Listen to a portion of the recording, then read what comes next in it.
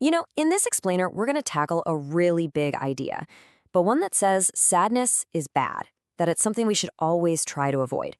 But what if that's just completely wrong? What if sadness is actually one of the most powerful, most useful tools we've got? I mean, think about it. Why are we so obsessed with being happy? It feels like everywhere you turn, social media, advertisements, you name it, there's this constant, intense pressure to be positive all the time. Our whole culture has built this massive happiness industry. But what if all that chasing is actually making us miss out on something incredibly important? And this quote, man, it just nails the problem. The relentless pursuit of happiness is actually pathologizing sadness. We're basically treating a totally normal, fundamental human experience like it's some kind of disease we need to cure or a flaw we have to fix. And all of that leads us right into what some people call the happiness trap, right? It's this cultural idea that if you feel sad, you're somehow failing, that it's a problem that needs to be fixed and like right now. Okay, so let's just flip that whole idea on its head for a second. What if sadness isn't a bug in our human operating system?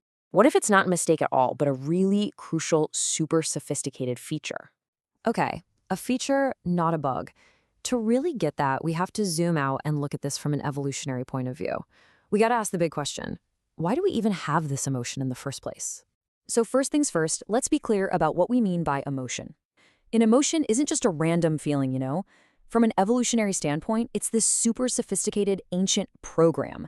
Think of it like a specialized mode that your brain and body switch into to deal with very specific recurring challenges that our ancestors faced over and over again.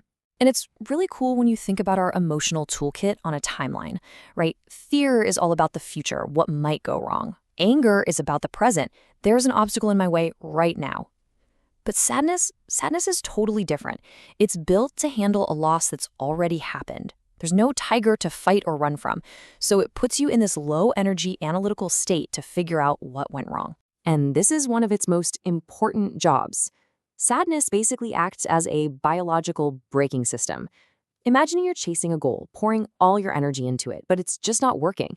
Sadness is what hits the brakes.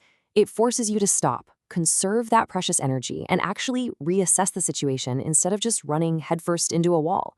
Okay, so that's the why we even have sadness. But what does it actually do to us? Well, this is where it gets really surprising. It turns out sadness has some legit cognitive benefits. Yeah, being in a sad mood might actually make you smarter. And the secret sauce here is this idea called accommodative processing.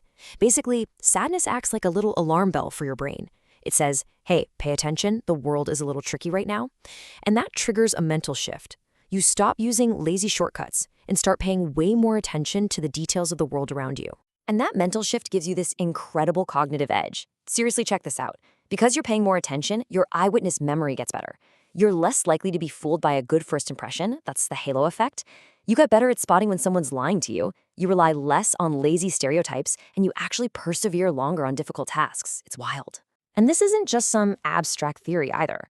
There's this classic study they did, and they found that on gloomy, rainy days, shoppers remembered way more specific details about the stuff in a store compared to shoppers on bright, sunny days. That slightly sad mood literally made them more observant. Okay, so sadness can sharpen our own thinking. That's pretty cool. But what about other people? How does it change the way we interact with everyone else?